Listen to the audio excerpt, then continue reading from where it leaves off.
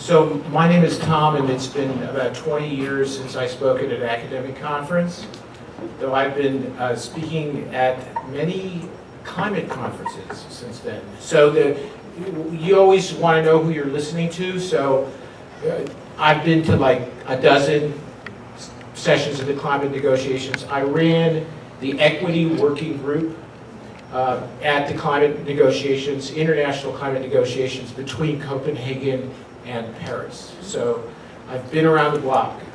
And what I'm going to show you 3 slides, and I'm going to tell you something about where we are right now. The odd thing to me about speaking at a conference like this is that I always speak in a context where people tend to already agree that we're in an emergency. And I don't know if everybody realizes just how much of an emergency we are in. Okay, so what I want to say is that things have changed a lot in the last couple of years to situate us in time. Okay, when did they begin to change?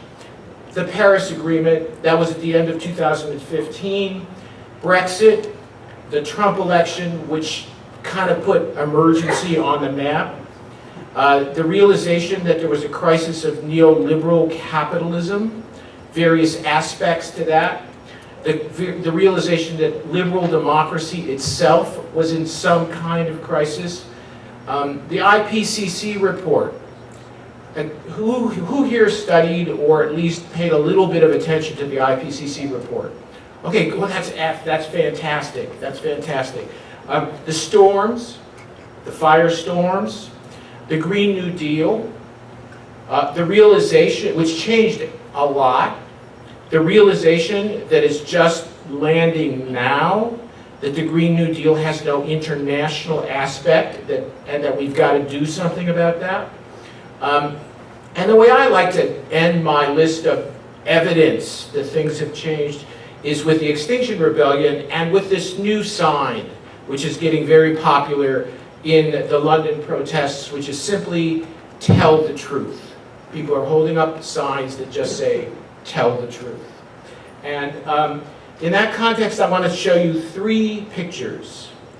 The first of these pictures is from the most terrifying scientific paper of all time, which was published in October of 2017, I think. It's called Trajectories of the Earth System in the Anthropocene, and it's done by an A-list of climate scientists. Will Steffen was the lead author, but this is the A-list. This came out before the IPCC report in order to message a couple of points that we all knew weren't going to be in the IPCC report. And the takeaway is there's the Earth. The takeaway is that the dynamic regime of the Holocene is over, and that it's not clear which dynamic regime the planetary system is going into, but that there's a possibility, this is the threshold here, there's the possibility of passing what the authors called a tipping cascade. And a tipping cascade is to be distinguished from tipping points, because it's a situation in which the tipping points interact with each other. The cascade becomes a real possibility around 2 degrees centigrade. We're at 1.1 now. There's another 0.5 locked in geophysically. And it's going to be really, really hard to avoid overshooting the weak end of the Paris target, which is 2, and going to 2.5. An emergency mobilization would probably take us to 2.5. In other words, we're getting into some really snaky territory, okay? And I could talk about this for my entire time, but I'm not going to. What else do I want to say about this? What I want to say, one point I want to make about this is just to reply to something that that Jason Moore said in his opening talk when he referenced Jared Diamond's collapse storyline.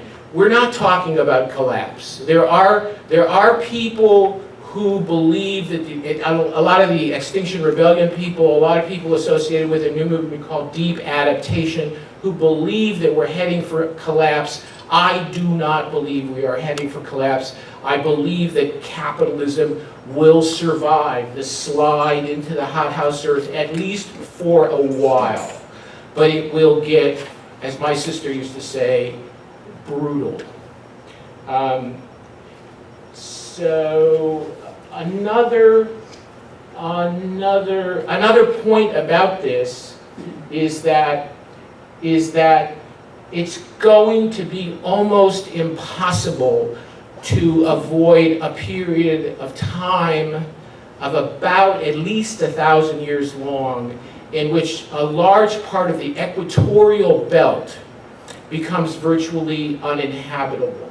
And what that means is that there are going to be hundreds of millions of displaced people. Probably by around 2050, there'll be lots of them. Lots and lots of displaced people. And this raises some interesting questions. If you're not looking at collapse, are you looking at some kind of eco-fascism which attempts to manage the collapse? And if so, what are the political and social conditions that have to be put into place such that even in a situation where we're under this kind of stress and hoping against hope to decarbonize fast enough so that we don't just tumble over the Cascades for once and for all, that we avoid fascism in the meantime? How do we avoid fascism is really a conversation we ought to be having. The second slide I want to show you is from Johan Rockström, who some of you may have heard of. But I really like this slide, and the reason I like it so much is it's the simplest, non-simplistic picture I've been able to find of what we've got to do. Okay, and it's a transition in which every 10 years we cut emissions in half. So you can see the first halving is from 2020 to 2030, the second one 30-40, the third 40 to 50. At the same time, you get a rise in hopefully natural, but some kind of negative emissions, amounting to about 5 gigatons a year by mid-century. Under this situation, we have a pretty good chance of avoiding the tipping cascades. But you think about this. This is what we're talking about if we don't want to go down those cascades. We're talking about emergency decarbonization at a planetary level.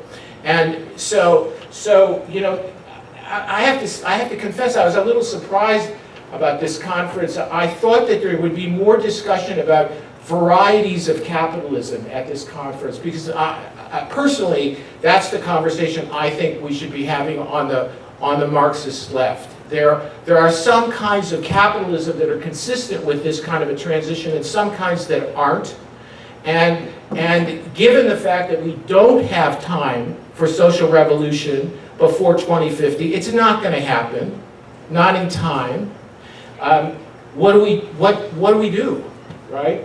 And the third slide I want to show you is my last slide, and I'm really proud of this. Me and my friends have put this together. This is all the latest data, and this is the champagne glass. So imagine that there are no nations.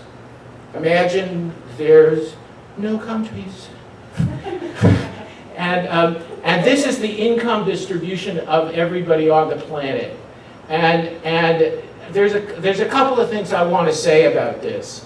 One thing I want to say is that income distribution really does become fractal at the top end. Like, you know, the 10% is distributed in a highly skewed way, then within 1% it's distributed in a highly skewed way. within the top 1/10 of 1%. It's distributed in a highly skewed way. It's sometimes called a champagne glass chart, but it's not a champagne glass you would want to put to your lips because it's razor sharp. It's razor sharp as you get up to where the really rich bastards live, right? And second thing, okay, the top 10% of the global distribution receives 52% of the income. If this was a wealth distribution chart, it would be even worse. The global middle class is what I want to talk about for a couple of minutes. And then the bottom half of the global population distribution receives only 8% of total global income. So, I mean, the question is, the reason I'm showing you this chart as the third chart is in order to ask the obvious question, which is, how do you do this? Well, I can't show you the last chart because I don't know how to use this computer. But, oh, it's doing some kind of backup or something. Anyways, how do you do that emergency transition? How do you do this in this world? That's the question. That's what these charts have in common, right? And the answer is not obvious. The things I want to point out about this chart, and then notice these pie charts on the side. This is a pie chart that shows the nations that are associated with this part of the global income distribution. So you see that a huge percentage of the people in the top 10% of the global income distribution live in the EU and the United States. 12% of the population of the United States is in the top 10% of the global income distribution. I mean, it's really interesting. Notice that there are some Chinese that are in the top 10%, but more of them are in the global middle class. There's nobody from India. The fraction of the Indian population that is in the top 10% is so small that it doesn't show up in the pie chart. One of the reasons why this chart is so important is because I don't know if anybody's following the work of Branko Milanovic, who's an expert on global inequality, but what's basically happening on the planet is that all the growth is going to the people at the top end and to the people in the global middle class, and the poor fraction of the population in the rich countries is losing relative to the rich fraction of the population in the middle income countries. And that's one of the things that's driving global populism. And, and populism is very, very closely associated with the emergence of a plutocratic elite globally, which doesn't identify with any particular country. The reason I bring this up is you can't think about the climate transition without understanding the dynamics of what I call the twice divided world, which is divided between the rich and the poor and divided between the north and the south. The other thing I want to say about this, just very quickly, is that emissions are very highly correlated with income. So if this was an emissions champagne glass, it wouldn't be that much difference. So what this means is we're in deep shit. And so to get to my concluding points, I believe that the most important thing that we're missing, aside from a coherent kind of internationalism, emergency internationalism, is that we're missing a transition story that we actually believe. And to me, it is incumbent on the left to stop its position, to abandon its position of abstract negation and contrive a transition story that it actually believes. And the reason why this is so hard is because we need two things to support such a transition story. We need a thoroughgoing green technology revolution. And the good news is we're getting it. And in particular, it's still accelerating, and there is going to be massive technological disruption in the next 5 to 10 years. The second thing we need is a high cooperation world. We cannot do this without a high cooperation world. And unfortunately, it is impossible to support a high cooperation world at this level of income distribution. There is no positive transition story that doesn't involve a great deal of economic redistribution that is simultaneously a period of massive and accelerating decarbonization. The two things we have to go together, and we don't have a good story for how it's going to work. But the good news is that we can save ourselves. We have the technology. We can save ourselves. We are not doomed. To be doomed is to be trapped in this unstoppable process, to be fated. We are not fated. The human tragedy, if indeed it is a tragedy, is that we can save ourselves and that we might not. That is really true. Think about that. Think about that. It's really kind of boggling. So that just to wind this up, the good news is that the emergency is now visible. It's really much more visible than it was before the Paris meeting. And the mood is swinging wildly, and it's not enough to be against capitalism. It's easy to be against capitalism now. Capitalism stinks and everybody knows it.